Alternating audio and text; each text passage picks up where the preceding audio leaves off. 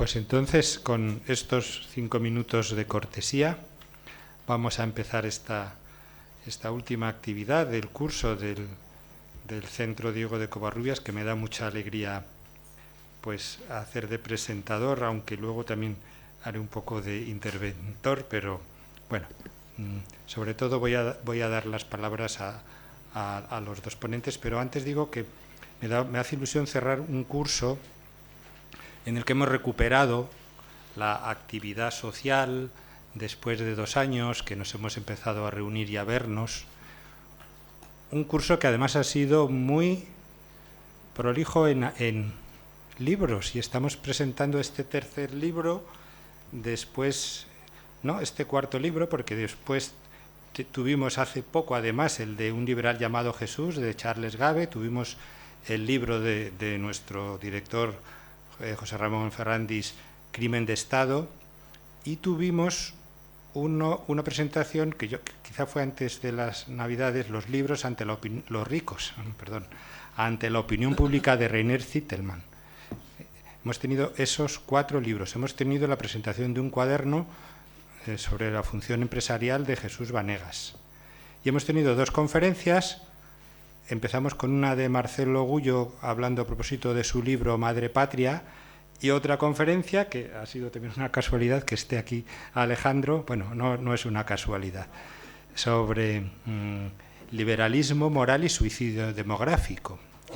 Ahora hablaré un poquitirrinín de Alejandro en cuanto le demos la palabra. Y digo que son muchas actividades pues para un centro muy pequeño como somos nosotros, y que hay que hablar de las enormes limitaciones que tenemos de medios, de recursos y de capacidad de gestión, y que han salido adelante gracias al equipo que tenemos, y Virginia se esconde, pero hay que mencionarla, y pues en fin, un equipo directivo esforzado con varios socios periodistas que nos han ayudado en las últimas actividades: Carlos Rodríguez Brown, Domingo Soriano, Diego Sánchez de la Cruz. Los 3 han participado en 3 actividades recientes. Y también hay que agradecer a nuestro editor, Unión Editorial, Juan Pablo Marcos, que en fin, hacer estos libros, y a veces con un poco de poco tiempo, pues tiene también su mérito. Y por supuesto a todos ustedes que nos han acompañado y nos estáis apoyando en estas actividades, ¿no? Entonces, bueno, pues ya digo que me daba mucha alegría expresar así un poco en cierre de curso pues lo que ha sido nuestro centro, que bueno, pues ya empezaremos el año que viene con nuevos proyectos. Y entonces la mesa de hoy, que ahora después hablaremos del libro, vamos a presentar un libro, pero sin embargo pues la hemos construido de una manera un poco diferente, porque la primera ponencia, que es de Alejandro Macarrón, que ya he dicho que nos habló del suicidio demográfico, que es el título de su libro, que Alejandro es el fundador de un renacimiento demográfico, una cosa muy importante que hoy justo estaba escuchando en la Comunidad de Madrid, que dicen, pues vamos a prestar atención a la población, que parece que va mal. Alejandro lleva años con esa bandera y con muchas dificultades, ¿no? Bueno, pero él no nos va a hablar de esto, que ya nos lo ha hablado, sino hoy, con motivo de hablar de don Diego de Covarrubias, queríamos hablar un poco también de los orígenes del centro de Covarrubias, y hacer un pequeño repaso histórico de cómo surgió este centro. Y bueno, pues después ya entraremos al libro, pero Alejandro pues tiene memoria personal de testigo de esos primeros tiempos, y es lo que le hemos pedido que nos hable. Alejandro, muchas gracias. Muchas gracias, León, y muchas gracias a Virginia por organizar esto, y a todos los asistentes, que es la fórmula para no tener que decir luego en políticamente correcto y en femenino. Si dices a todos los asistentes, no puedes decir lo otro, ¿no? Porque queda un poquito mal, ¿no? Y yo voy a hablar efectivamente brevemente de los orígenes del centro, que creo que es pertinente, ya que hablamos de su figura, de cómo se generó esto, ¿no? No me gusta, generalmente soy muy de PowerPoint, pero esta vez llevo unas cuartillas que no leeré en su integridad, pero más bien sí. Decía, esto empezó, estamos aquí porque el día que estaba naciendo mi último hijo, el 17 de septiembre de 2009, recibí este correo electrónico de Vicente Boceta, aquí presente, impulsor de este invento, ¿no? Dice, querido Alejandro, desde hace tiempo me viene rondando por la cabeza la idea de crear un grupo de estudio y diálogo dedicado a defender activamente el liberalismo desde una perspectiva cristiana. En mi opinión, la influencia social y económica que tiene en España la jerarquía de la Iglesia Católica y, en general, sacerdotes religiosos y muchos miembros de la llamada democracia cristiana sigue siendo muy importante. El problema es que el mensaje que se lanza suele ser muy hostil al capitalismo y al liberalismo. Muchos siguen anclados todavía en un enfoque redistributivo de la economía y en una condena moral del beneficio, la economía de mercado, etcétera, y la defensa del intervencionismo del Estado en la economía. Pienso que su base son las encíclicas abiertamente hostiles al liberalismo de algunos papas, entre ellos la Populorum Progressio. En Estados Unidos, esta brecha entre los principios liberales y la enseñanza cristiana la está cerrando desde hace mucho tiempo el Instituto Acton, dirigido por el padre Sirico. Su influencia en la jerarquía católica de Estados Unidos y, sobre todo, entre los sacerdotes y dirigentes laicos es cada vez mayor. Pienso que habría que poner en marcha una institución o algo así, y entonces convoca una reunión a una serie de personas, que empezaba por Juan Velarde, que fue importantísimo. Vicente fue el empresario de este invento, pero Juan Velarde fue el que más aportó intelectualmente. León estuvo también en el Principísimo y además sabía de estos temas. Yo era más bien un poco perfil parecido al de Vicente, un activista sin mucha idea ni de teología, ni de la Escuela Salamanca, ni de nada, ¿no? Pero bueno, ahí estábamos. Carlos Espinosa Los Monteros, Juan José Toribio, José Tomás Raga, Fernando El Pino Calvo Sotelo, Mónica Oriol, Juan Ramón Rayo, Miguel Ángel Belloso, Rodrigo Hidalgo, León Gómez Rivas, Gabriel Calzada, Juan Iranzo y Fernando Navarrete eran los convocados a esa reunión. Y entonces nos reunimos. ¿De dónde había surgido la preocupación de Vicente? Bueno, eran años de escuchar estas cosas y, en concreto, una cosa que le llegó al alma, y cuando me lo pasó a mí también, por desgracia, fue la encíclica Caritas in Veritate, ¿no?, de un papa maravilloso, único, de los mejores posiblemente que ha habido en muchos aspectos, pero que en la parte económica, pues también, o quienes, no sé si un papa al final escribe entera toda una encíclica o hay un equipo, es una mezcla, pero había partes económicas. Estamos en 2009 y yo, cuando me mandó la encíclica, me fui a determinadas partes y digo, ¿esto lo ha escrito Pepiño Blanco o quién lo ha escrito?, ¿no? Porque era la época de Pepiño Blanco, ¿no? Por ejemplo, decía, desde el punto de vista social, a los sistemas de protección y previsión ya existentes en tiempos de Pablo VI en muchos países les cuesta trabajo y les costará todavía más en el futuro lograr sus objetivos de verdadera justicia social. Hablaba contra la globalización, decía que había una competencia incrementada, y son procesos que han llevado a la reducción de la red de seguridad social a cambio de la búsqueda de mayores ventajas competitivas. O sea, hablaba como de un pasado muy bonito, el típico Jorge Manriqueñismo, ¿no?, de pensar que el pasado era muy bueno y que de repente se había estropeado. Hablaba de que se estaban limitando los derechos sindicales. Bueno, una serie de cosas que realmente describió un pasado muy bueno que estaba siendo destrozado por una economía más liberal y lo que llamamos globalizada, no lo que ahora llamamos globalismo de inmigración irrestricta y cosas así, pero sí de un mayor comercio, ¿no?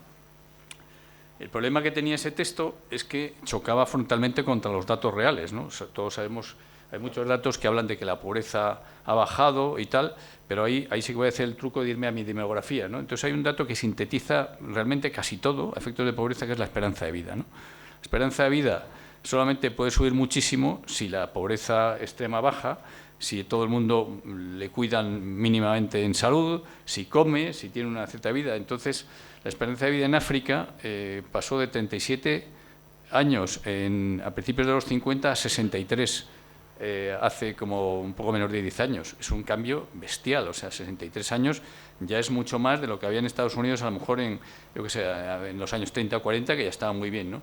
En Asia pasó de 42 a 73 años, en Iberoamérica de 51 a 75, ya están en México, todos esos países, pues están. Entonces, eso es imposible que haya pasado si se ha sucedido todo esto, ¿no? Entonces, estos textos y el hartazgo de años de Vicente ante la frase de que el liberalismo es pecado, llevaron a Vicente a decir, aquí hay que hacer algo, ¿no? Y nos convocó y nos empezamos a reunir en el despacho de Juan Velarde, en el Tribunal de Cuentas, que estaba entonces en la calle Padre Damián, o bien en la Fraternidad Muprespa, donde nos dejaba una gran sala de reuniones su presidente Carlos Espinosa de los Monteros. Empezamos a hablar de la escuela de Salamanca, porque claro, Iglesia es la de ahora, digamos, la jerarquía, pero Iglesia fue la de antes, Iglesia es todos somos Iglesia, y la escuela de Salamanca, que decía cosas como las que pensamos, de que no es pecado lo que ahora llamamos liberalismo, y comercial, el libre comercio, el precio de mercado, no el precio intervenido, todas esas cosas, pues nos gustaba. y empezamos a hablar de la Escuela de Salamanca. Y fue Juan Velarde el que propuso el nombre de Diego de Covarrubias, que yo reconozco, no sabía ni quién era, ¿no? A mí me suena Francisco de Vitoria, Martín Azpilicueta, aquí tenemos un amigo Azpilicueta también, que debe ser posiblemente, no iba a decir descendiente, no sería lícito que fuese descendiente, pero podría ser de algún hermano de él, ¿no? Y empezamos a hablar de todos ellos, y Juan nos habló además de don Juan Velarde, de San Antonino. San Antonino era obispo de Florencia en la época de florecimiento del capitalismo financiero, del Renacimiento, ese maravilloso florentino, pues es uno de los que da una gran invectiva de que el lucro es pecado, ¿no?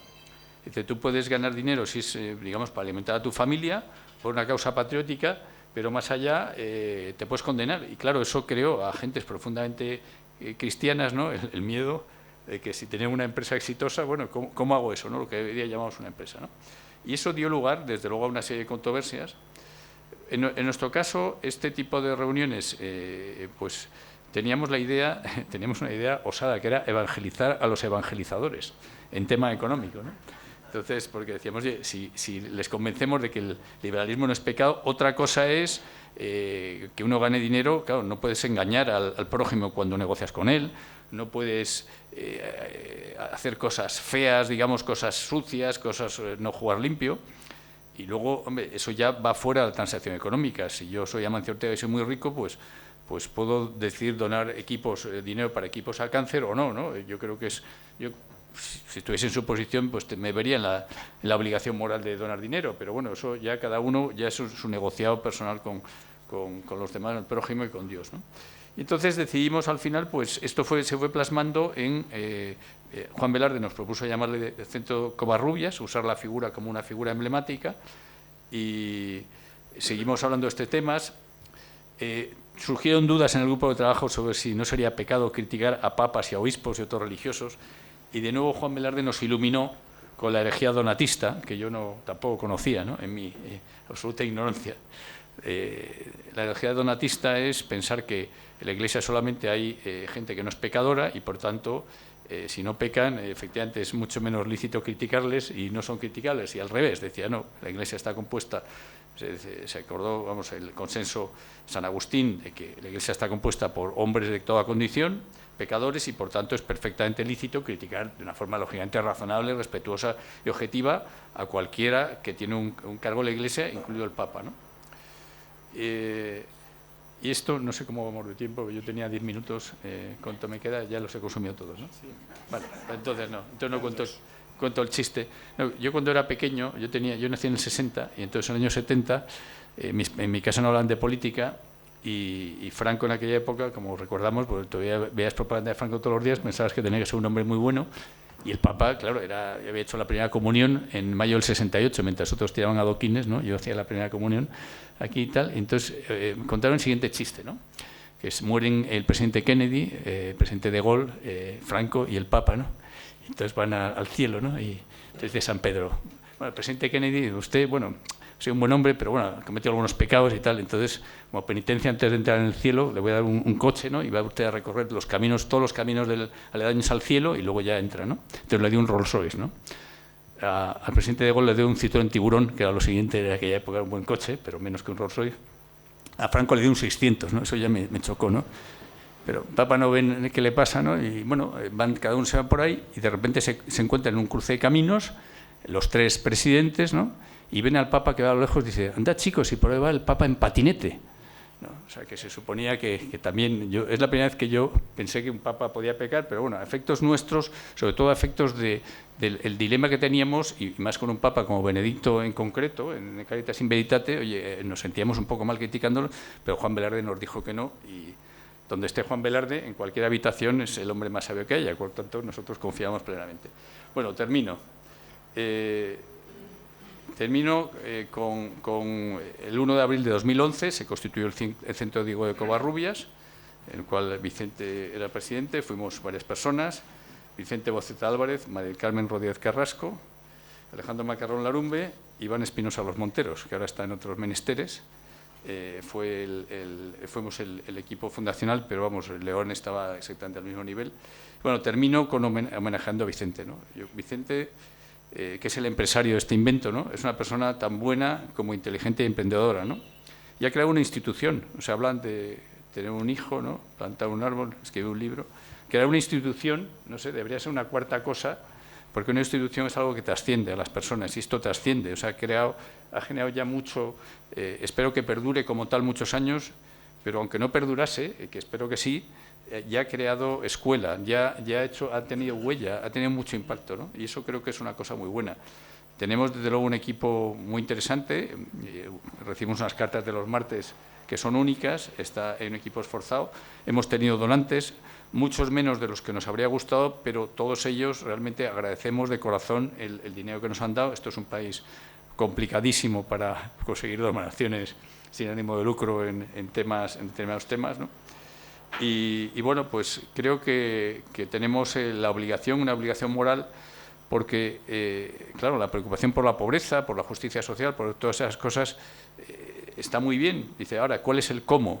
Y el cómo, nosotros defendemos el sistema que ha generado con mucha diferencia la clave de toda la riqueza, que se llama productividad.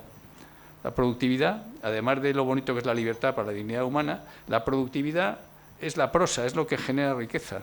Y la productividad es lo que ha generado el sistema capitalista, que donde hay se puede repartir, donde no hay podemos ser todos iguales, ¿no? En la Unión Soviética, por ahí podemos ser todos muy iguales, pero iguales en la miseria. Y solamente por eso yo creo que ya debería llevar a reflexión a esa corriente de pensamiento antiliberal o poco liberal en la Iglesia. Oye, que si se genera riqueza, luego ya sí que nos pueden dar el sermón, tú tienes obligación de repartirla, ya que has ganado dinero tienes obligación, pero que es un poco lo que han hecho también el modelo de los países escandinavos, ¿no? Es decir, son supercapitalistas en la producción de riqueza y luego reparten, ¿no? Pues yo creo que eso es algo, que en este centro tenemos, estamos haciendo una buena obra y debemos continuar, y dicho lo cual doy la palabra a quienes saben de verdad. Gracias.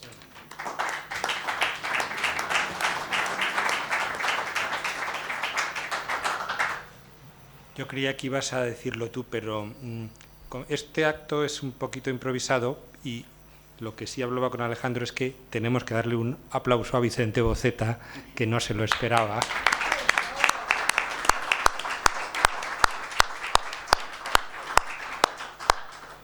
No, la organización no sabía nada, pero es bien merecido.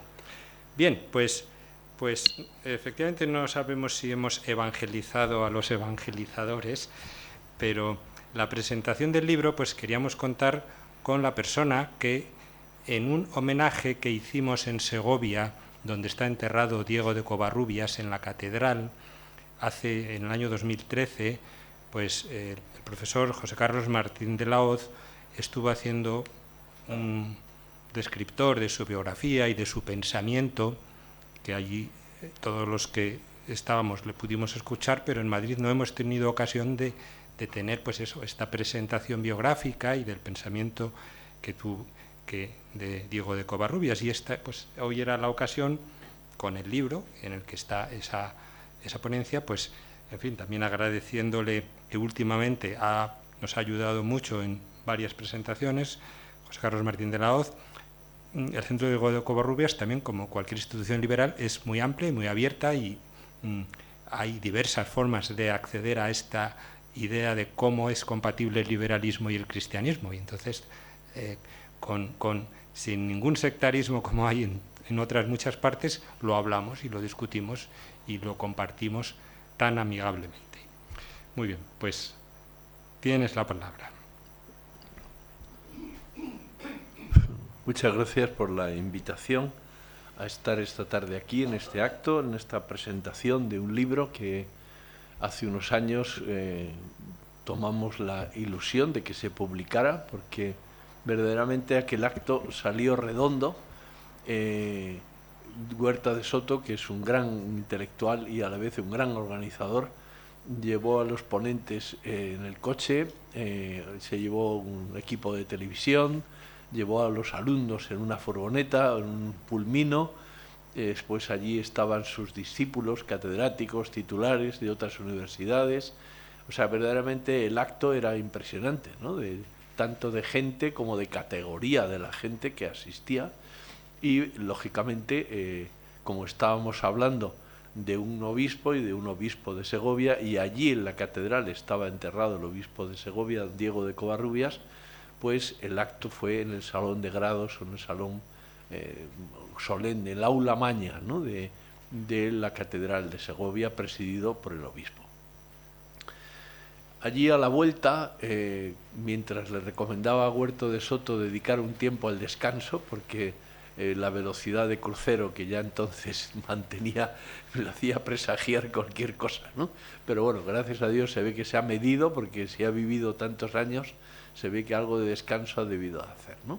Allí hablábamos de la posibilidad de que eso que habíamos hablado allí no quedara solo en palabras que se las lleva el viento, sino que pudieran plasmarse en una publicación. Pues me da mucha alegría que al cabo de los años aquí está el libro que recoge la esencia, la sustancia de aquel acto, que era el centenario, nada menos que don Diego de Covarrubias. A mí me parece muy interesante, por lo que llevo oído hasta ahora, la imagen de Felipe II, el rey, ¿no?, que en donde no se ponía el sol, ¿no?, el emperador de los 5 continentes, ¿no?, que llama al Consejo de Estado, al Consejo de Castilla, llama a la presidencia del Consejo de Castilla, es decir, llama al más alto cargo, ¿no?, del dignatario de mayor alta condición, de mayor grado, llama precisamente a un obispo. Eso me recuerda a cuando los papas en Roma, en la curia vaticana, nombraban a un sobrino suyo, le nombraban secretario de Estado. Inmediatamente venía la acusación de nepotismo. Nepotismo porque en italiano sobrino se dice nepote, ¿no? Es lo mismo que pasa ahora. La curia romana se ha llenado de jesuitas, como la curia romana se llenó de salesianos en tiempos de Benedicto XVI, porque el secretario de Estado era Bertone. Bertone salesiano, la sigla es SDB, Sociedad de Don Bosco, y la broma en la curia era Io sono di Bertone, ¿no? O sea, como se había llenado de polacos, la primera vez que yo fui a la congregación de las Causas de los Santos a entregar papeles, porque es uno de mis oficios, estaba aquello lleno de polacos. En todas las congregaciones había polacos. La broma actual es, ¿cuántos filipinos tienes en tu congregación? Es la broma actual, ¿no? Porque, como se dice, es Tagle el futuro, ¿no? Tagle es el arzobispo de Manila, que es una persona como el Papa Francisco, lleno de una gran vitalidad y lleno de una gran ilusión evangelizadora, ¿no? Bueno, en definitiva, es interesante esa idea de Felipe II, tengo que gobernar, ¿no?, el mundo entero, tengo que gobernar un imperio tan inmenso, necesito a alguien de confianza, alguien que sea honrado. Y, bueno, puestos a buscar a alguien honrado, puestos a buscar a alguien en quien depositar la confianza, puestos a buscar a alguien que tuviera conocimientos para poder ayudarle en un gobierno tan alto como es el gobierno del Imperio Español, pues me parece bastante bien la elección de Diego de Covarrubias.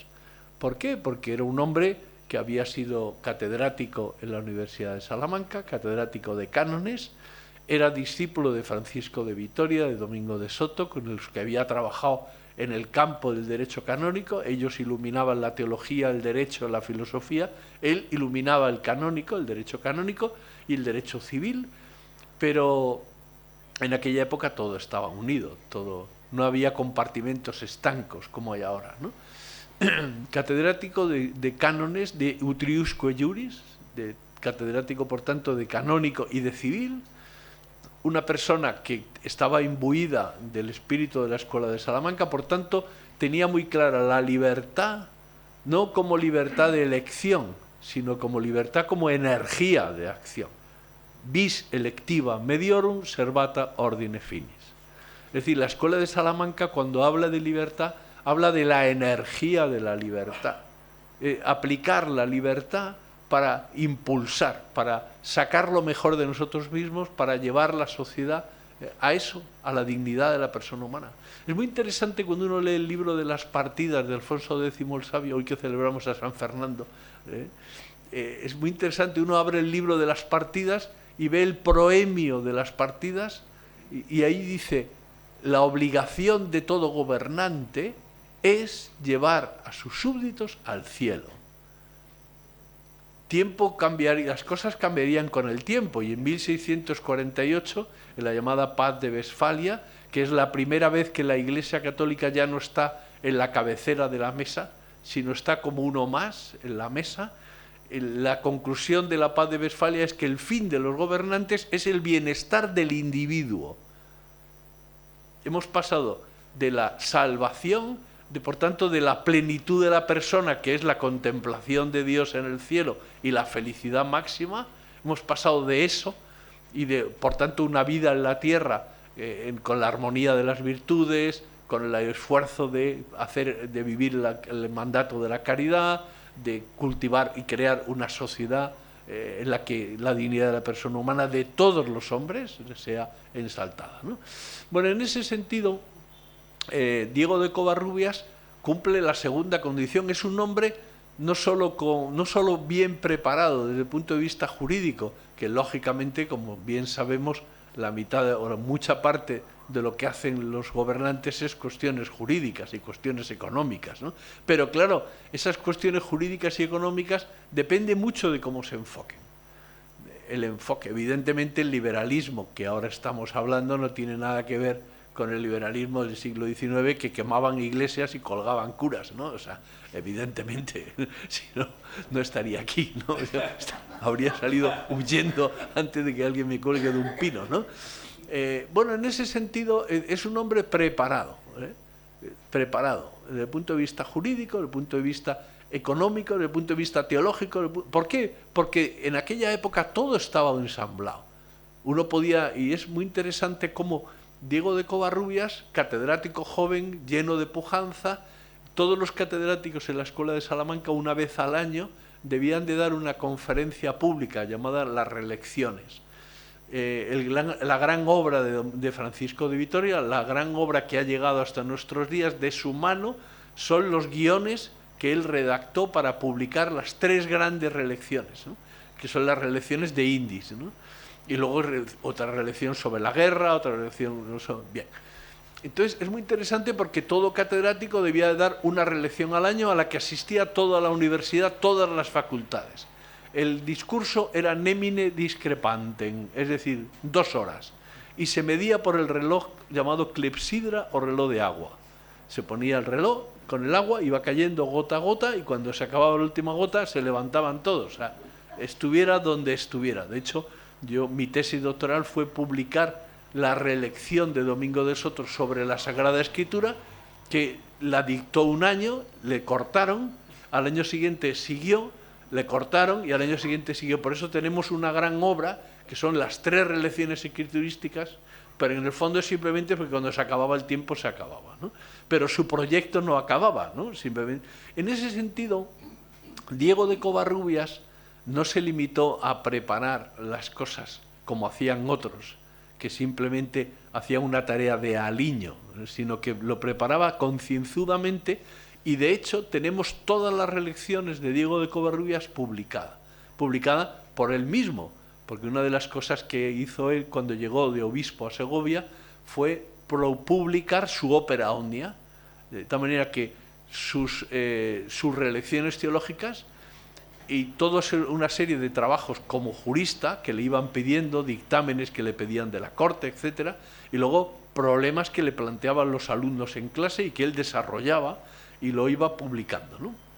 Luego es muy interesante porque Diego de Covarrubias interrumpe su vida académica, una vida académica que tenía la primera parte, que eran los alumnos, las clases, las tesis doctorales, pero luego en Salamanca era un hervidero de ideas, ¿no?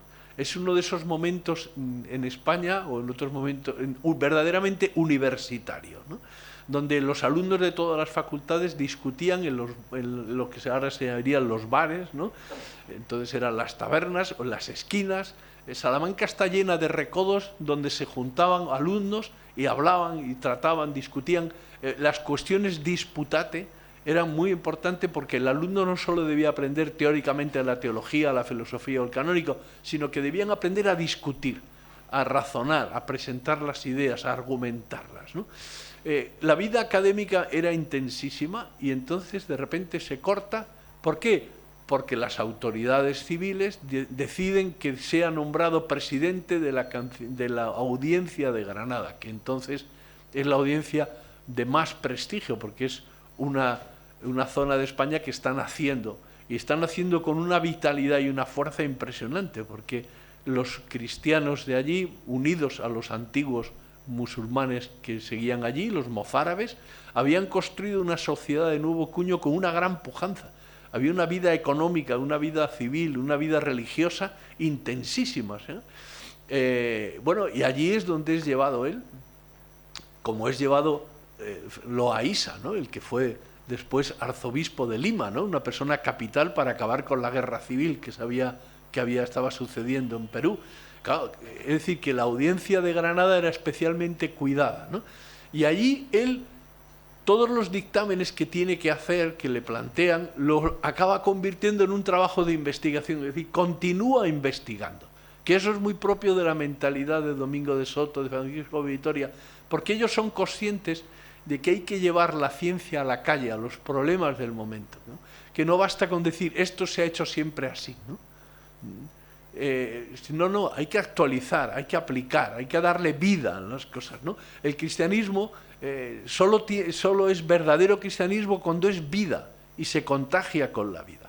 Cuando es un conjunto de ideas o un paquete de ideas, pues entonces pasa a ser algo mudable, algo que acaba entrando en decadencia. En la medida en que es vida de intimidad con Jesucristo, vida de intimidad entre los cristianos, vida de entrar a los problemas y aplicar el Evangelio. Por eso es muy interesante que el Señor no quiso darnos una moral económica, no quiso darnos unos principios económicos, jurídicos, lo dejó a nuestra inteligencia, porque quería que nosotros fuéramos los que domináramos la tierra, los que lleváramos todas las cosas a Dios, lo que culmináramos la obra de la creación con nuestra inteligencia.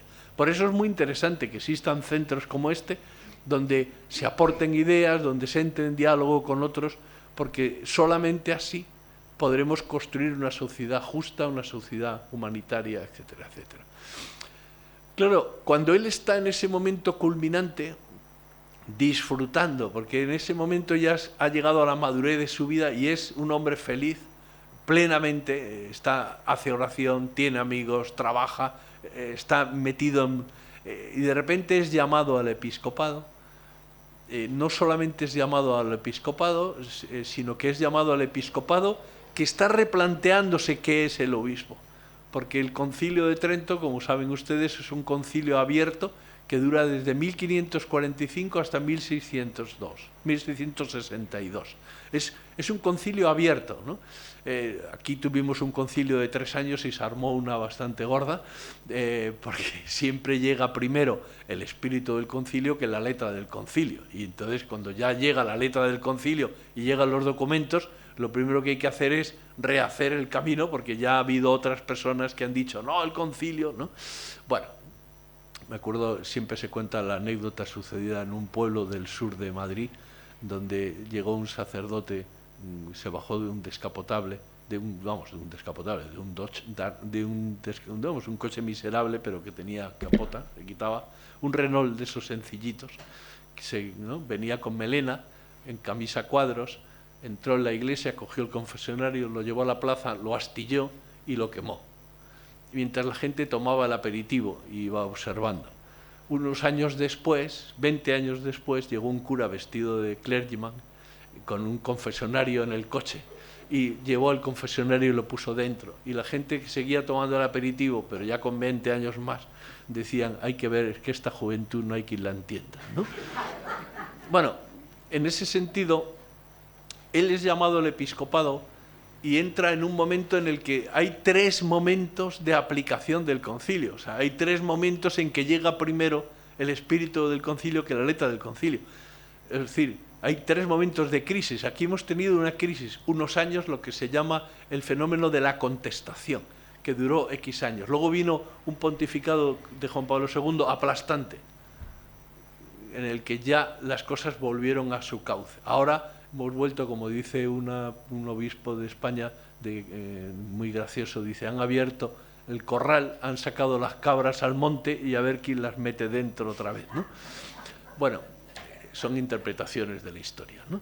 Lo que me refiero es a que él entra en un momento muy interesante. O sea, la Iglesia práctica, la Iglesia del Concilio de Trento, una de las conclusiones más importantes fue la de que el obispo debía de vivir en la diócesis, debía ser pastor, debía de estar al cuidado de su grey, debía de poner en marcha el seminario, mantenerlo encendido, buscar vocaciones, cuidarlas, cuidar a su clero, hablar con sus sacerdotes, dedicarles tiempo a sus sacerdotes, levantarles el ánimo, darles espíritu, estar al tanto de sus necesidades materiales y espirituales. Es decir, convertir al obispo en verdaderamente pastor, porque con el transcurso de los siglos muchos obispos acababan siendo obispos de varias diócesis, donde había unos cabildos, catedrales que gobernaban en la práctica en la diócesis, pero no es lo mismo poder contar con el obispo que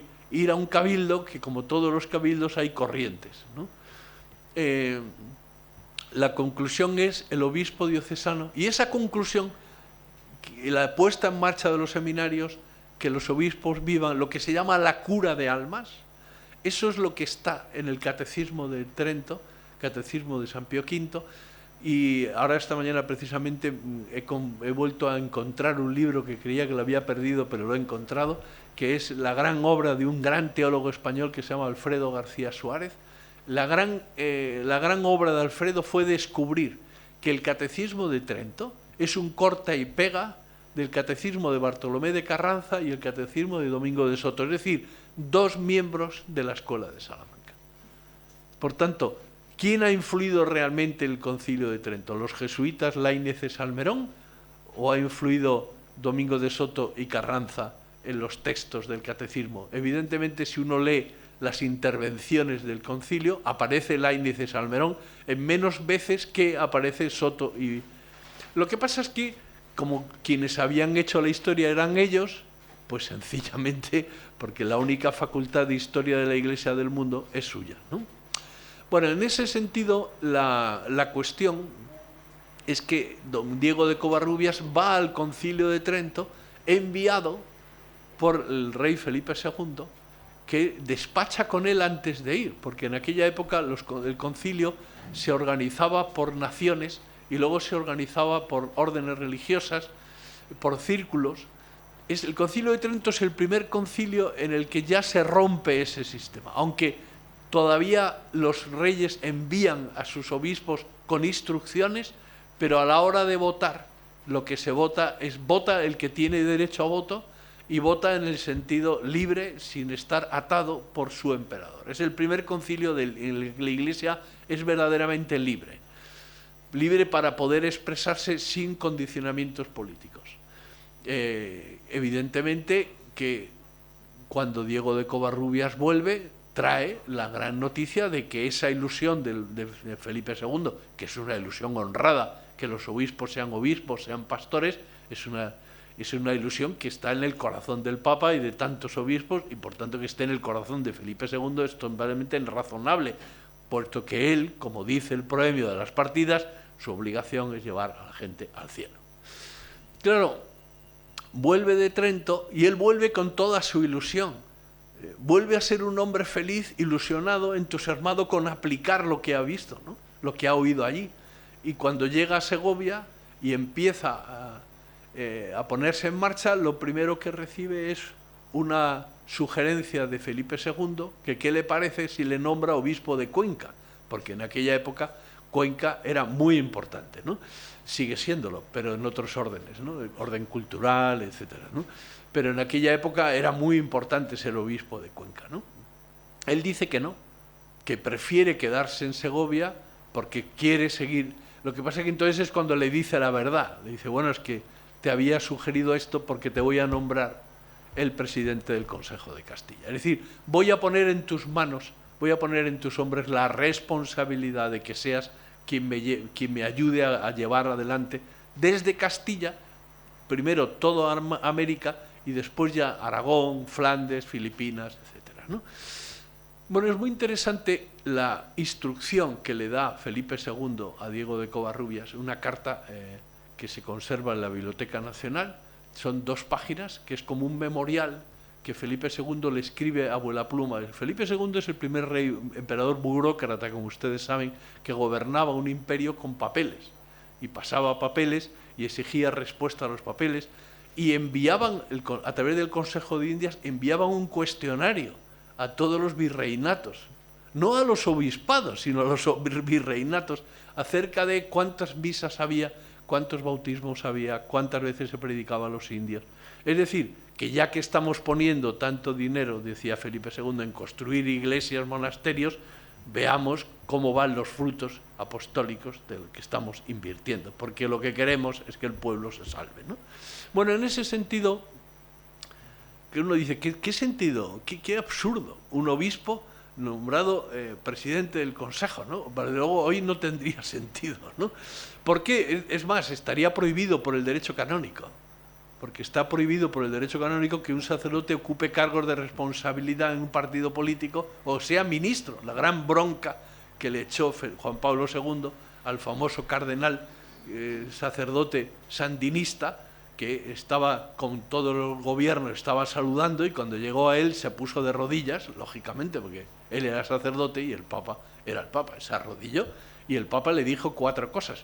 ¿Qué le dijo? Le recordó el canon del Código de Derecho Canónico, que dice que un sacerdote no puede ser ministro de un gobierno, y menos de un gobierno que no respeta la dignidad de la persona humana, como sería el gobierno marxista, ¿no? Bueno, en ese sentido hay que tener en cuenta que no existía en aquella época, en el 16, ni el Código del 17 ni el Código del 83, por tanto no había ningún problema en que lo nombraran. Por otra parte, la abundancia de vocaciones en España era muy grande, y por tanto no era de extrañar que entre los sacerdotes que habían llegado por su categoría humana y profesional, habían llegado a los altos cargos de la magistratura, etcétera, etcétera, pues no es extraño que se apoyaran en ellos, por una razón, porque son personas honradas, en principio, ¿no? Y son personas de las que te puedes fiar, ¿no? Él descansa con eso, por eso le escribe un memorial en la que le dice, mira, lo más importante que tienes que tener en cuenta desde el comienzo de tu trabajo es que tenemos que poner un gran hospital en todas las grandes ciudades de España. Hospital que siempre se hacían igual en España que en América, que en Flandes, en cualquier sitio, eran siempre una cruz. Las camas se colocaban todas formando una cruz. Y en el centro, donde se cruzan los 2 travesaños, ahí en alto se ponía un altar. Y ahí el sacerdote todos los días celebraba misa por la mañana, porque las misas vespertinas son algo que sucede después del Concilio Vaticano II. ¿Por qué? Porque el ayuno era de 12 horas, 9 horas, ahora estamos en 1 hora. Entonces no podía haber misas por la tarde, claro, porque nadie podía aguantar tanto tiempo en ayunas, ¿no? En ese sentido, todos los días se celebraba misa a los enfermos. ¿Y por qué quiere construir hospitales? Para que la gente pueda ser atendida y pueda morir dignamente, pueda morir con los sacramentos, pueda llegar al cielo, que ese es el fin, el objetivo de todo gobernante, ¿no? Luego le añade a continuación, ten cuidado con Olmedo, que suele coger más trabajo del que puede llevar. Esto es muy interesante también, porque junto con esos grandes principios que hay que desarrollar y hay que tener en cuenta la dignidad de la persona humana, etcétera, etcétera, luego hay que tener en cuenta también con quién trabajas, ¿no? Y hay que ayudar, hay que estar atento y conocer a las personas con las que estás trabajando, ¿no? También para darle paso a la juventud, ¿no? Como el Papa Francisco está insistiendo tanto, ¿no? Está insistiendo en todas las instituciones de la Iglesia que todo el mundo cambie, que venga gente joven, que ¿no? ¿Por qué? Pues porque lo más cómodo es que siga mandando que lleva toda la vida haciéndolo y lo hace muy bien. Pero bueno, hay que rejuvenecer las cosas, dar oportunidad que la gente joven traiga nuevos aires, nueva ilusión, nueva alegría, nueva esperanza, ¿no?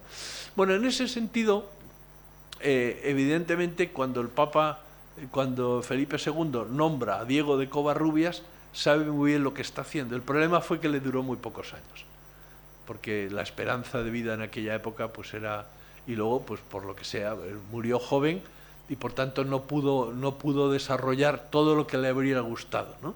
Estamos a comienzos de 1570-71 cuando fallece Diego de Covarrubias, jovencísimo. podía haber, pero eso es lo que pasaba. Muchas veces, por ejemplo, en las diócesis de América había que proveerlas 3 y 4 veces hasta que por fin el obispo lograba llegar allí, ser ordenado y empezar a gobernar la diócesis, ¿no? Pero es muy llamativo cómo el mecanismo de seleccionar las personas se vivía con tanta delicadeza, con tanta ilusión, ¿no? Igual que el mismo protocolo para encontrar un presidente de la Audiencia de México, de Santiago, de Guatemala. Es decir, buscar personas capaces, buscar personas que tengan categoría humana y espiritual. Por ejemplo, los misioneros que iban a Indias, en Sevilla, antes de embarcar, pasaban un examen de vida y de doctrina. Y luego se añadió, y de lenguas, ¿no? Y los meses que estaban esperando a irse, como ya los cristianos de América, los que estaban implantando la iglesia en América, lo que querían era llevar el evangelio allí, pero querían llevarlo de modo que conectara con el pueblo de allí. No querían llevarles la cultura, sino que querían fecundar la cultura que allá había y unirla con la española, con la castellana, ¿no? En ese sentido, se preocuparon por hacer gramáticas, diccionarios, libros, de tal manera que se recogían todos los libros antiguos, las costumbres antiguas, ¿no?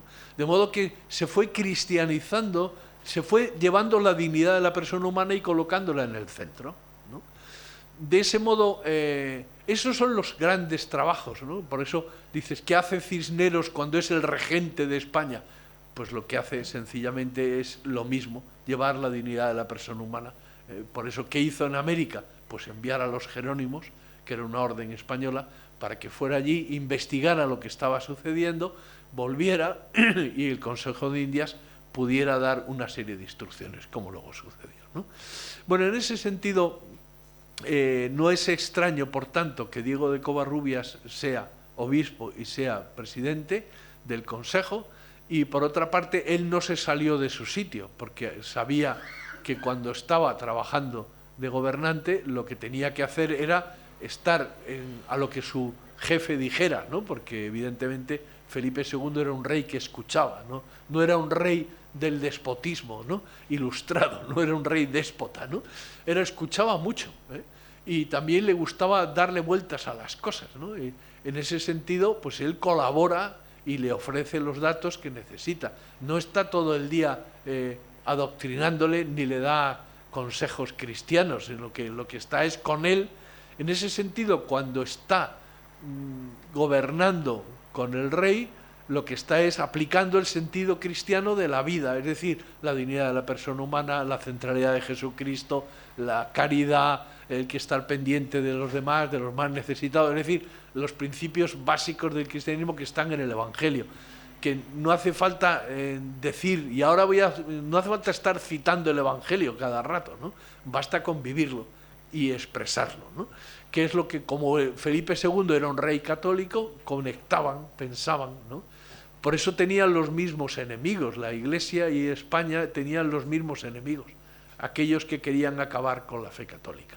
Por eso Felipe II pudo apoyarse en estos obispos y en estas personas, porque sabía que tenía la misma ilusión que ellos, que era construir una sociedad en la que la gente fuera feliz y se ganara el cielo. Muchas gracias.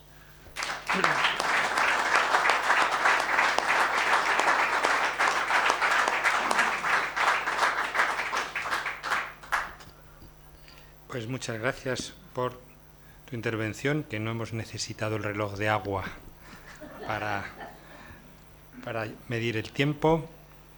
Y bueno, pues este es Diego de Covarrubias, que estaba pensando en aprovechar que tenemos aquí el libro.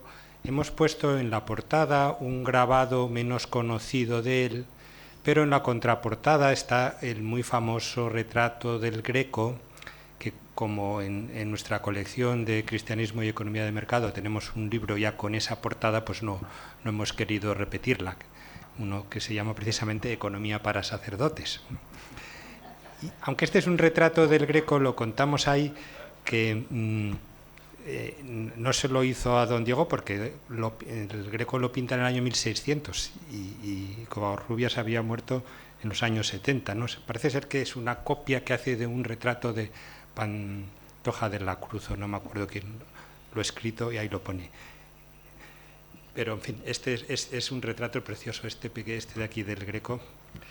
Pues junto a esta biografía, o una biografía más completa, que pueden encontrar aquí, escrita por don José Carlos, luego, pues yo me tocaba ahora como un poco rematar la presentación del libro, porque también estamos haciendo una presentación de un libro.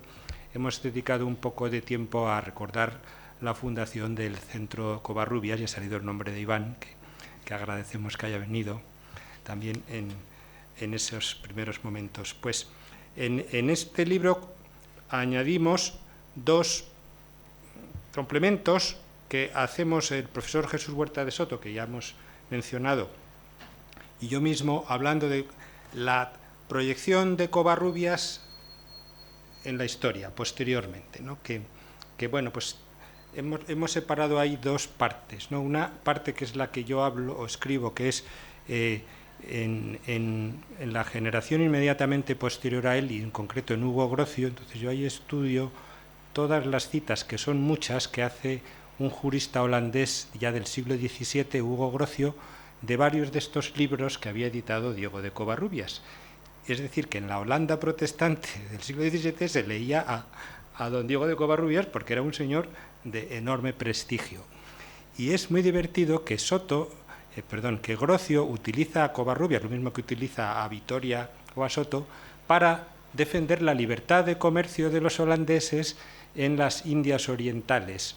Usa los argumentos que usaron nuestros doctores de Salamanca para justificar lo que fue la presencia española en América, que Vitoria dijo una cosa que escandalizó en su tiempo, que los españoles no tienen derecho a la conquista y a la presencia en América por ninguna donación papal, ni porque el emperador fuese el rey del mundo, ni nada de nada. Los españoles tenían derecho porque tenían el derecho a navegar, a comunicarse, a viajar, a comerciar. Y ese mismo argumento es el que quiere usar Grocio para demostrar que los holandeses también tenían derecho a comerciar en este caso no en América, sino en las Indias Orientales, que realmente es una trampa, porque lo que los holandeses estaban haciendo era echar a los portugueses de Indonesia, instalarse luego ellos y hacer un monopolio, porque lo que hicieron los holandeses fue mucho más monopolístico que la casa de contratación y el sistema que teníamos los españoles, que fue estas compañías de las Indias que tuvieron holandeses e ingleses. Pero Grocio usa los argumentos de Vitoria. Claro, en España nadie... un libro que se llama el Mare Liberum, de la libertad de los mares. Ningún escolástico le replicó, porque decían, pues claro, pues es que nos estás diciendo lo que nosotros decimos, ¿no?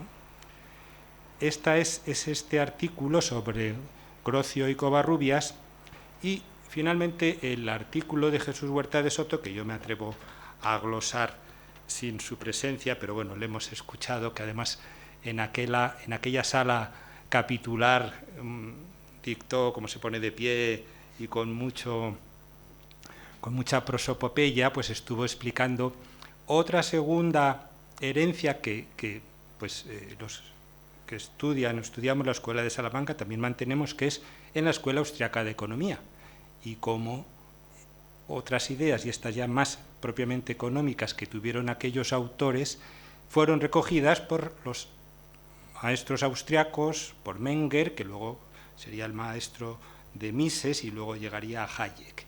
¿Y qué es lo que a ellos les fascinó a estos austriacos? Pues cuando Vitoria habla del justo precio, y habla del mercado, y habla de cómo son esas operaciones de compraventa, y dice algo que luego los austriacos a su vez dicen que se olvidó por los ingleses y que ellos recuperan, pero bueno, que es la teoría subjetiva del valor y la teoría del precio que se forma en el mercado, como decía Vitoria, ¿no? El precio justo es el que se forma en la plaza entre compradores y vendedores, si no hay dolo ni engaño, y eso es importante también decirlo, ¿no? Pues Covarrubias añade una cosa que a Huerta de Soto le gusta mucho decir, que dice, y aunque sea un precio alocado, es decir, que dice, es que en las Indias están dispuestos a pagar pues barbaridades por cosas que no lo valen. Dice, bueno, si es un acuerdo legítimo entre compradores y vendedores, es un precio justo, ¿no? Realmente es una herencia no solamente de esta segunda escolástica, sino de la primera, cuando hablan de esos conceptos de demanda, que ellos hablaban de compradores y vendedores, ¿no? De concurrencia. Voy a leer la palabra exacta porque... Bueno, pues ahora no la encuentro. Hablan de utilidad y hablan también de apreciación subjetiva. Por esto mismo que dice, aunque sea alocado, pero si hay un señor que está dispuesto a pagar, ese es un precio justo. Y también termino yo, Huerta de Soto hablando de la inflación y las monedas, porque Diego de Covarrubias escribió un libro que se usó muchísimo, que iba a ser como una especie de descriptor de todas las monedas de su época, el Veterum Numismatum Collatio, que dice Huerta de Soto que Wenger lo leyó, y que esto es lo que lleva a hablar de la inflación, y Diego Sánchez de la Cruz dice que yo digo que tendría que hacernos caso Sánchez. Bueno, pues quitando lo que dicen los periodistas, que siempre les gusta traer al presente las cuestiones antiguas, Covarrubias, lo mismo que Juan de Mariana, dijo cosas muy interesantes sobre cómo los gobernantes tenían que ser, pues, cuidadosos en sus políticas monetarias. Y Mariana lo explica clarísimamente, que alterar las monedas es un fraude, y decía que es un impuesto injusto. Y además es un impuesto injusto para los pobres. El manipular las monedas, el manipular la cantidad de dinero en circulación, o quitar la cantidad de plata que tenían. Y decía también algo que hoy nos sirve muchísimo: lo que hay que hacer es reducir el gasto público y que los reyes no dediquen, no lo malgasten, ¿no? Pues o sea que en cierta medida sí que se pueden traer una lectura actual de aquellos maestros de Salamanca, entre los que está don Diego de Covarrubias. Y bueno, pues con esto terminamos la presentación y quedamos atentos a cualquier pregunta. Muchas gracias.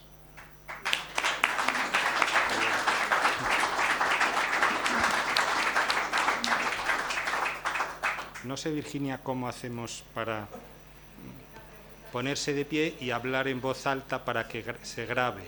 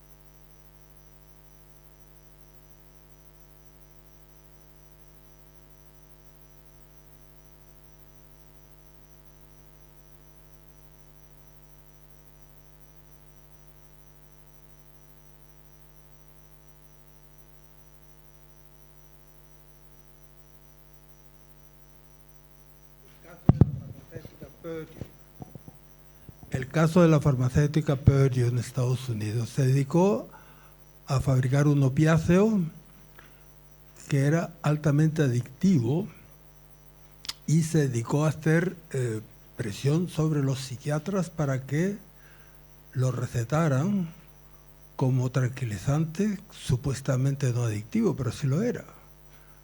Mucha gente se hizo adicto y mucha gente murió porque luego se pasaron a otras drogas, ¿no? Cuando se les reclamó, pues contrataron, como siempre, los mejores abogados para defenderse. Estuvieron durante años haciendo lo mismo, y cuando al final fueron condenados, pues la empresa quebró y no pudieron pagar indemnizaciones. Después tenemos casos como Twitter, por ejemplo, que es prácticamente un monopolio. lo ha querido comprar Elon Musk para quitar la supuesta o real censura ideológica que ejerce. Es una empresa libre, privada, puede hacer lo que le dé la gana, etcétera, etcétera. Es decir, yo creo que hay cuestiones en las que hay que profundizar y que simplemente decir, bueno, liberalismo, pues, ¿qué significa? ¿Significa que no hay reglas que imponer? Por otra parte, no se confunda la doctrina social de la Iglesia con el socialismo. Ya a principios del siglo XX demostró un sociólogo alemán, Robert Michels, que los que mandan en los partidos socialistas y en los sindicatos normalmente lo que buscan es el propio provecho, incluso a costa de los miembros. Eso no es la doctrina social de la Iglesia. Es decir, yo creo que una cosa es la doctrina social de la Iglesia y otra es el socialismo, son muy diferentes.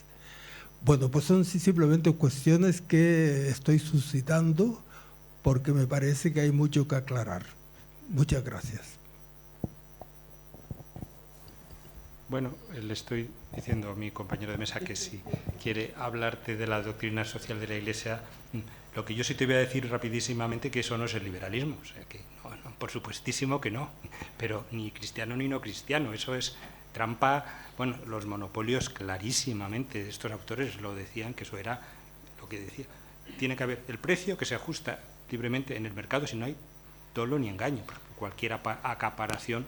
Entonces, eso no es el liberalismo. Pero más allá, claro, ¿cómo se entiende el liberalismo con la doctrina social de la Iglesia? Es más complicado. No, si es que lo acabas de decir muy bien, creo que el ejemplo de la farmacéutica es perfecto. O sea, lo que la Iglesia viene sosteniendo desde el principio es el principio de la dignidad de la persona humana. Eso es algo que brota en el Evangelio. Cuando San Pablo bautiza a aquel famoso Onésimo, aquel esclavo, está en ese momento aboliendo la esclavitud. A partir de ese momento la sociedad pasa de ser una sociedad esclavista a ser una sociedad con esclavos. Ya es una cuestión de tiempo el que desaparezca. En ese sentido, desde el comienzo, la Iglesia y los cristianos tienen muy claro que siempre hay un límite, por ejemplo, en la investigación científica.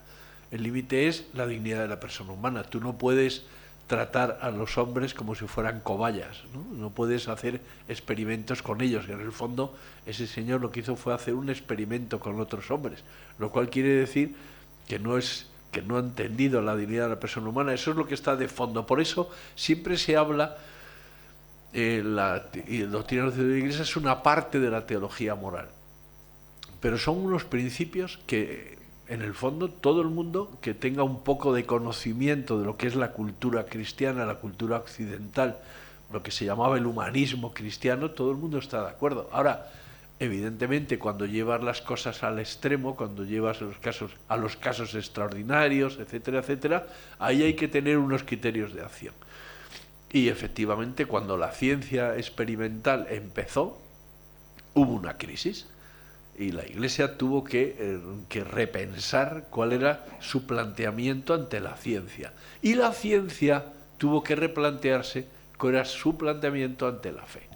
El problema de Galileo, que es un problema que está perfectamente resuelto por Abraham Müller, y hay en su famoso libro de Galileo, está todo aclarado por indicación expresa de Juan Pablo II, que quiso que lo investigara, le facilitaron todos los archivos vaticanos y pudo escribir un libro fantástico, donde queda claro que el método experimental científico ya no servía el método de la teología apoyado a la ciencia, que es lo que estaba sucediendo hasta entonces.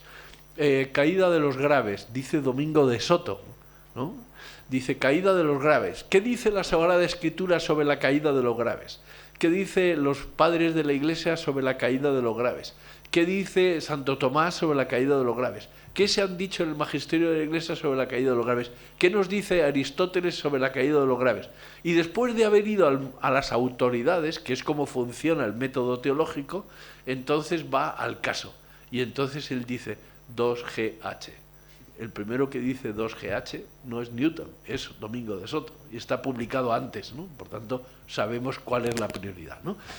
Pero es interesante que llega a la misma conclusión que Newton, sin necesidad de estar tirando la manzana 20 veces, ¿no? Pero queda claro en el camino que ese método ya ha quedado anticuado. Así no podemos seguir, porque por ahí no hay avance. Entonces, la ciencia empieza a desarrollarse con un método nuevo, que es el experimental, y entonces empieza a haber hechos, y de los hechos se sacan unas leyes y unas hipótesis primero, y luego unas leyes. Entonces se va desarrollando un método científico que nos ha llevado a cosas fantásticas, pero que nos ha llevado a 2 bombas atómicas. Por eso fue muy interesante que el cientifismo, que fue la fe ciega en el progreso científico, que la Iglesia decía, está muy bien lo que está haciendo la ciencia, qué maravilla, qué progreso, pero hay un límite, y el límite es la dignidad de la persona humana. Y ellos se saltaron el límite y asesinaron, porque no hay otra palabra, con esas bombas atómicas, ¿no? Dices, pues efectivamente, eso fue la comprobación de que el cientifismo era un error. Como teoría, como ideología para explicar la realidad, era un error, aunque fuera Voltaire el que la preconizara en sus escritos, ¿no? Sí, pero es que hay cosas que son acordes con la dignidad de la persona humana y cosas que son discordes. Por eso, cuando tú ves a Hegel, y ves todo el espíritu de la fenomenología de Hegel, y le ves cómo empieza a hablar de una manera que te impresiona, te envuelve, ¿no? Y sobre la libertad en Hegel, y la tesis, la antítesis, la síntesis operadora, y uno empieza a leer la fenomenología del espíritu y te vas envolviendo, y de repente llega el momento clave cuando dice, la libertad de un ser humano, no, esa no existe. El ser humano está metido en una... no, o sea, existe la libertad del espíritu, pero no, la del ser humano no tiene libertad. Perfecto, te he pillado.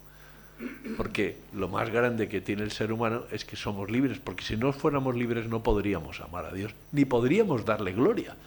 Lo que hace que el hombre pueda dar gloria es que es libre, y porque le da la gana se dirige a Dios y procura vivir para Él y para su gloria.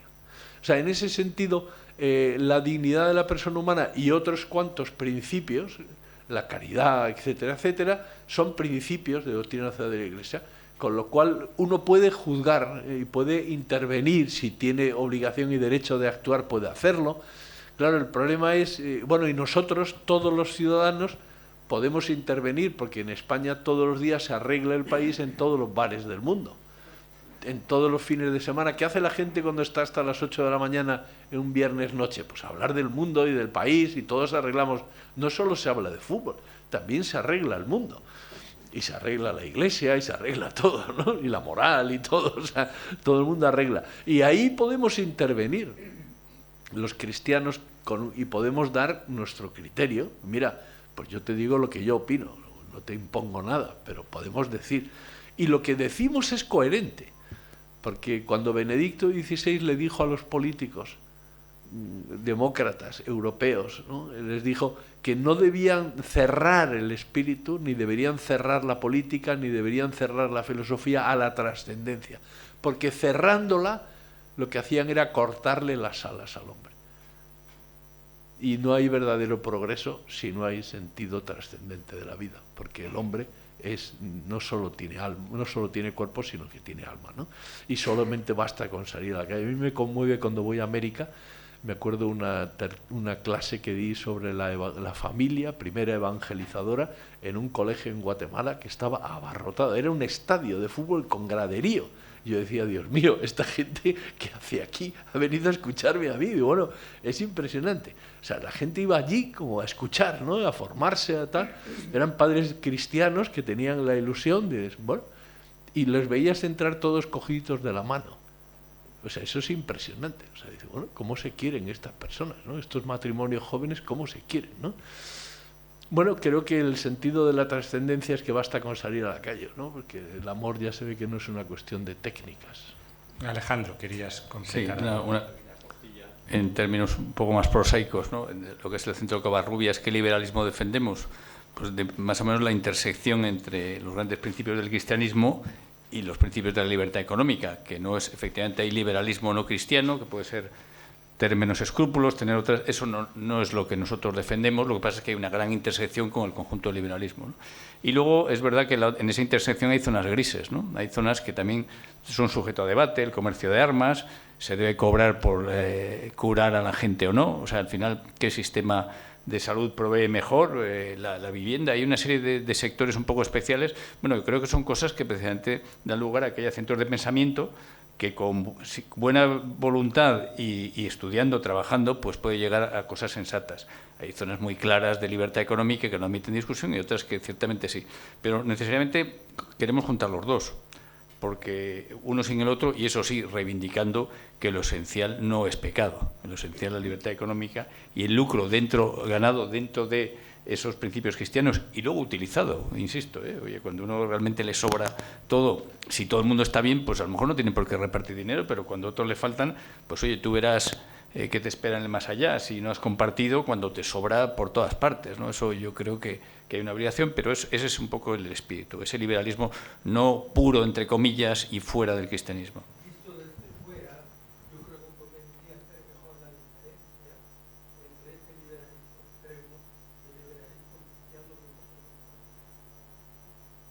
Muy bien.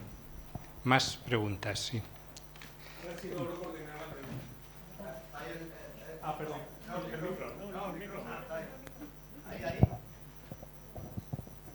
Aló. A ver si logró coordinar la pregunta.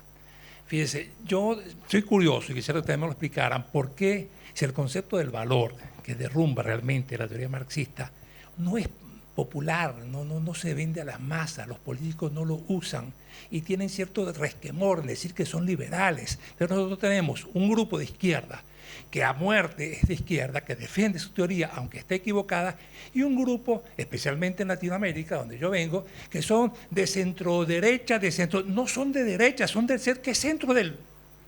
¿no? Les da pena decir que son de derecha, que son capitalistas, que son liberales. O sea, ¿cuál es el temor, que va por lo menos lo que dice el señor, de qué falta no sé, a los intelectuales, a los políticos, de vender bien esa idea para que no tengan pena y miedo y vergüenza de decirlo? En mi país, en Venezuela, todos son de izquierda, y el que no es de izquierda es centro, más que llega a centro derecha, porque decir que es de derecha es como es un ladrón, ¿no? O sea, se han comido toda la propaganda comunista y se le han quemado la cabeza, entonces ser liberal es pecado, ¿no? ¿Qué ha faltado para que nosotros podamos vender esta idea y que la idea cale a nivel popular? Gracias. Bueno, no sé si contestar bien, pero volviendo a mi papel en esto, que era hablar del Centro Covarrubias, Juan Velarde nos contó que su abuelo le contó algo que le había contado su abuelo, me pareció una imagen preciosa, son 4 generaciones de conocimiento. Hablaba, pues, por lo menos en España, el principio del liberalismo, efectivamente, comían curas, ¿no?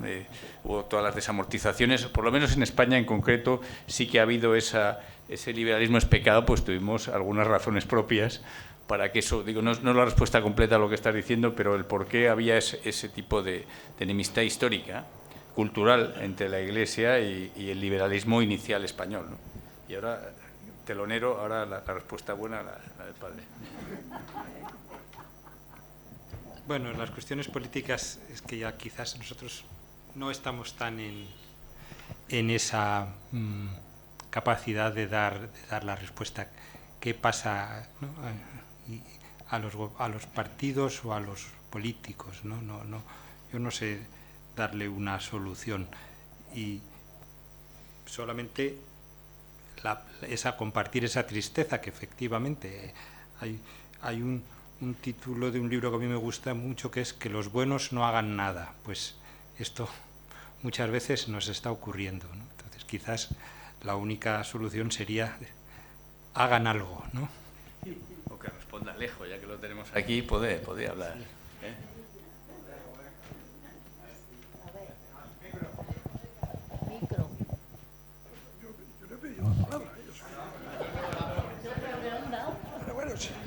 Como soy una persona educada, si se me invita a tomar la palabra, pues lo hago.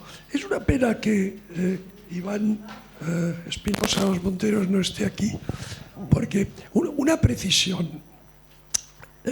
La velocidad con que un grave llega al suelo cuando se suelta desde una altura H es la raíz cuadrada de 12H. Lo digo para ser precisos. Bien. Una de las enseñanzas de la Escuela de Salamanca, que fueron muchas y de enorme relevancia, la inflación, en fin, todo lo que todos, bueno, no todos, pero que algunos sabemos, ¿no? Por ejemplo, el gobierno no lo sabe nadie, ¿no?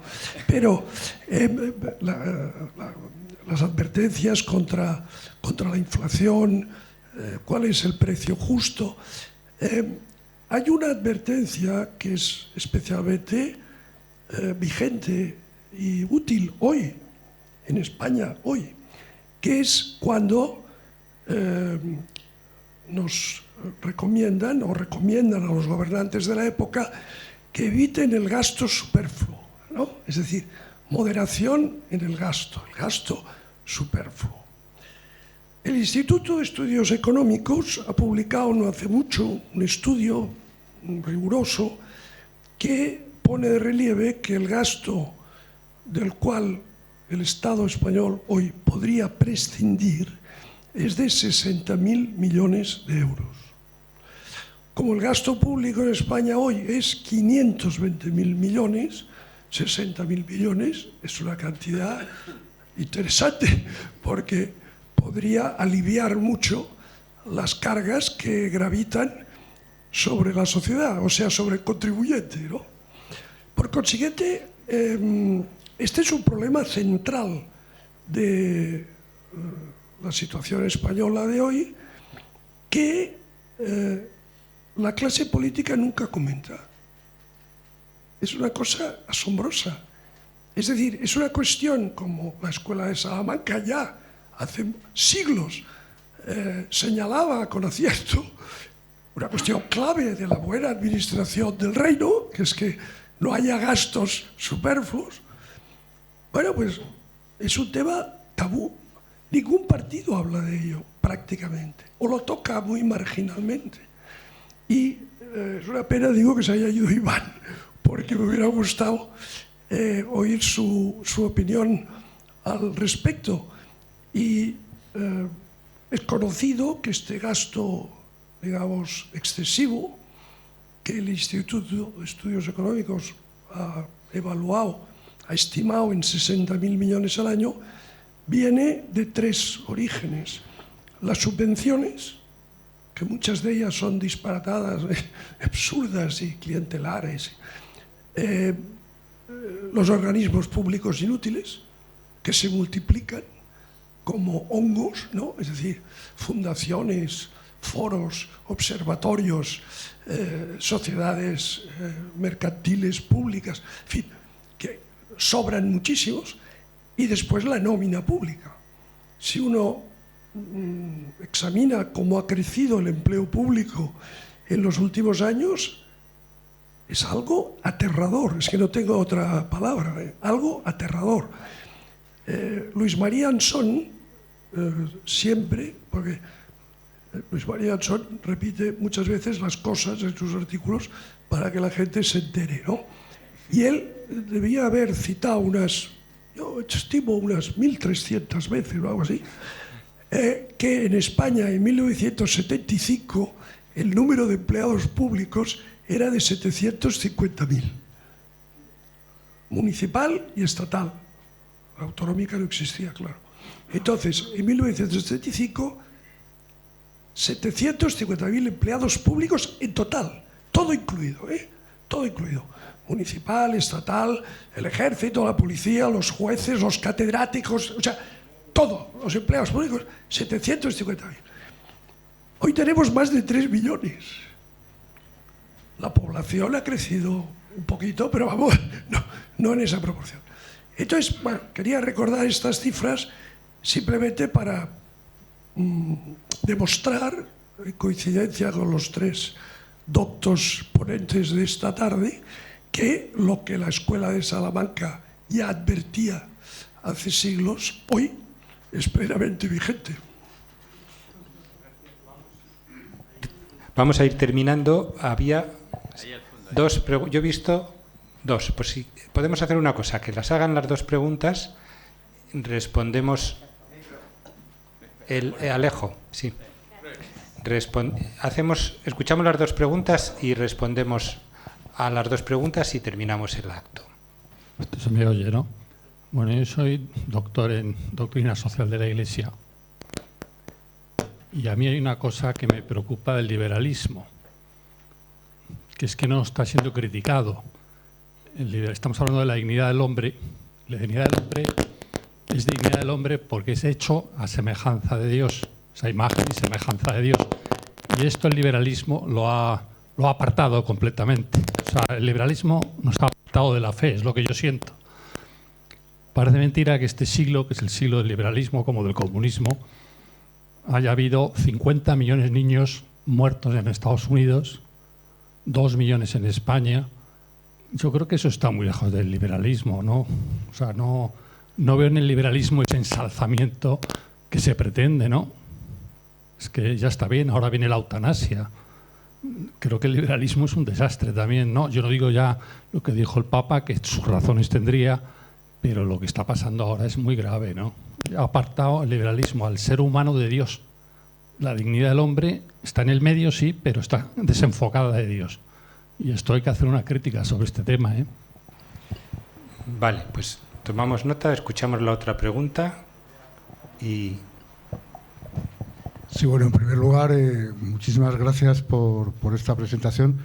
Yo soy amigo de León, venía a ver a León, pero desconocía que iba a venir el señor Macarrón, a quien he escuchado pues muchos años en el coche, y don Juan Carlos Martínez de la Hoz, pues que es de una erudición que me sorprende que sea tan poco conocido, ¿no? Bueno, yo, desde mi modesto entender, no solamente creo que es compatible con la doctrina social de la Iglesia, sino, a lo mejor lo que digo es políticamente incorrecto, es lo único compatible, porque como ha dicho antes don Alejo, si por el gasto superfluo, no lo ha dicho, pero así lo entiendo, se genera una deuda brutal que desencadena un proceso inflacionista que solo perjudica a los pobres, porque el rico, cuanto más inflación haya, más caro sea todo, más a sus anchas va a estar en su Ferrari o en su avioneta. Pero el pobre es el que sí está pendiente de la barra de pan y el que se muere de hambre, o el que pasa más hambre. En definitiva, no solamente creo que el liberalismo económico, siempre económico, esto no tiene nada que ver con el liberalismo del siglo XIX, político. El liberalismo económico, a mi modesto entender, no solamente es compatible con el progreso y con la dignidad del hombre.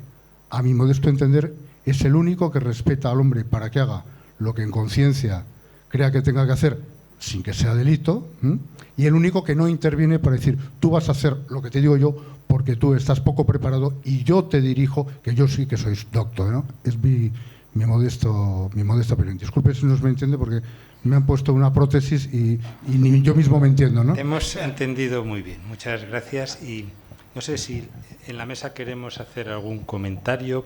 Es que esta pregunta o esta penúltima pregunta lo que requeriría aquí es una sesión de 2 horas para compartirla. Y a lo que estamos en el Centro de Covarrubias estamos absolutamente abiertos y con mucho gusto. Y si quieres dejarnos tu dirección y de una manera a lo mejor más personal podemos tener pues un diálogo y un compartir opiniones, porque de eso se trata. Yo creo que el objetivo final que tenemos es el mismo. Entonces vamos a ver cómo encontramos medios o argumentos en los que podamos encontrar ese encuentro. He dicho 3 veces la palabra, ¿no? Hemos hablado de que se inspira el liberalismo, lo que entendemos liberalismo es libertad dentro de, compatible con los principios judeocristianos, humanistas, y el aborto no tiene muchos partidarios en esta institución, en el Centro de Covarrubias. O sea, realmente hablamos de libertad económica, libertad política, en el sentido de libertad de expresión e ideas, pero no creemos que sea lícito matar, que sería, y el aborto, pues casi todos nos parece que es matar. Déjame que te interrumpa, porque sí. Estaba viendo varias veces en el libro, vienen a lo mejor un poco repetidas los objetivos del Centro de Covarrubias, pero a ellos se suman la garantía del derecho a la vida, incluida la del concebido y aún no nacido. Es absolutamente defensores. Y luego, complementariamente, la intervención última, la otra es la contraria. Dice, no, yo no soy liberal. Bueno, entonces, ¿qué propones? ¿Quién es el super listo? Que eso le llamaban en la Unión Soviética, eran los super listos planificadores los que deciden que tú haces esto. Porque, claro, la alternativa no es nada fácil, ¿no? A mí, cuando hay mucha gente pues de valores cristianos y tal, me dice, no, yo estoy en contra del liberalismo. Bueno, ya, ¿impuestos bajos o altos? No, bajos. ¿Gasto público bajo? Sí. No, pero se puede hacer, bueno, al final no hay tanta diferencia. No te gustará la etiqueta liberal, pero te vas a lo concreto y no ves diferencia. No la ves. O sea, honestamente, cuando vas con una persona sensata y no de ideas, digamos, socialistas, no la ves. Aunque le repune la palabra liberal, no, yo no soy liberal, pues chico, para mí lo eres, o lo que yo entiendo por liberalismo es prácticamente lo mismo. No, yo creo que hay que distinguir entre una ideología y una revelación. En ese sentido, el cristianismo es una revelación. Nosotros lo que procuramos es estar atentos y recibir esa revelación que nos la entrega la Iglesia y estudiarla, hacer la vida propia y aplicarla a nuestra vida y a la vida de la sociedad en la que vivimos. ¿Por qué? Porque buscamos el bien común, buscamos la felicidad de los demás, ¿no? En ese sentido es distinto una fe, una revelación, que una ideología. Una ideología es un sistema cerrado de pensamiento para explicar la realidad. Los que nos hemos dedicado a la historia sabemos que desde el liberalismo anticlerical del 19 a la actualidad, al centro de Diego Covarrubias, pues evidentemente el concepto, la ideología liberal ha ido girando, ¿por qué? Porque es muy lógico. Si es que esas ideas que van a convertirse en ideas motrices, en ideas de acción, en ideas para sacar adelante la sociedad, pues evidentemente tienen que adecuarse a la sociedad. La pregunta es muy interesante. ¿Qué estamos haciendo mal para que nos voten menos, ¿no? Es una pregunta interesante, y uno puede decir, si diéramos con la frase clave, con la campaña, lograríamos. A lo mejor lo que se trata es sencillamente de la naturalidad de la coherencia. Cuanto más personas se contagien de un modo de funcionar y se vayan transmitiendo nosotros, cuanto más familias piensen lo mismo, al final acaban influyendo en el número de votos, pero también en la alegría y felicidad que causa un sistema coherente con la verdad del Evangelio. O sea, en ese sentido es que no hay... Es más, si tú inventas un sistema... Yo me dedico a las causas de los santos, soy el que lleva todos los procesos de canonización, iba a decir del Opus Dei, pero es que además, como soy profesor del máster de causas de los santos de la Universidad de San Dámaso, organizada por la congregación, pues tengo que dedicarme a enseñar y ayudar a todas las instituciones de la Iglesia en sus procesos. Hay una cosa que a la congregación no le gusta nada, y que es poner un vídeo de tu personaje en la Madre Angélica, porque tú proyectas un vídeo de tu gente en la televisión de la Madre Angélica y al día siguiente te llegan favores de Birmania, favores de Singapur, te llegan favores del mundo entero. Hay un pico porque la gente, según está viendo el programa, empieza a rezarle, ¿no? Y a decir, bueno, pues si es verdad, si estás en proceso, hazme este favor, ¿no? Y siempre hay algunos que funcionan, y muy bien, y es una alegría, ¿no? Es lo que se llama un pico de devoción privada, ¿no? Pero lo importante es lo que ocurre el día siguiente. Si siguen llegando favores o ya no hay más. La cuestión es que la gente está viendo y dice, pues voy a retar a esta persona, ¿no? Hazme un favor, si existes, ayúdame y tal, ¿no? Bueno, entonces, en ese sentido, lo que la congregación es muy partidaria es el día a día, mes a mes, año a año. A mí me ha ocurrido un favor, yo te lo cuento. En ese sentido, creo que este tipo de instituciones, este tipo de pensamiento, actuando como eso, organizando, hablando, dando a conocer, es la mejor manera, porque la naturalidad de la coherencia creo que es el sistema mejor para que al cabo del tiempo, porque al final, por la ley del péndulo, volvemos al sentido común.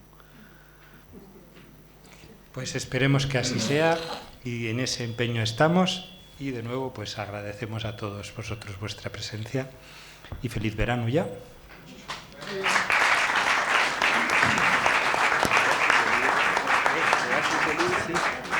Si lo enseño esta noche en la tertulia de mi casa. Creo que te van a dar 5. Sí, bueno, pues ya me los haces llegar tú, ¿vale?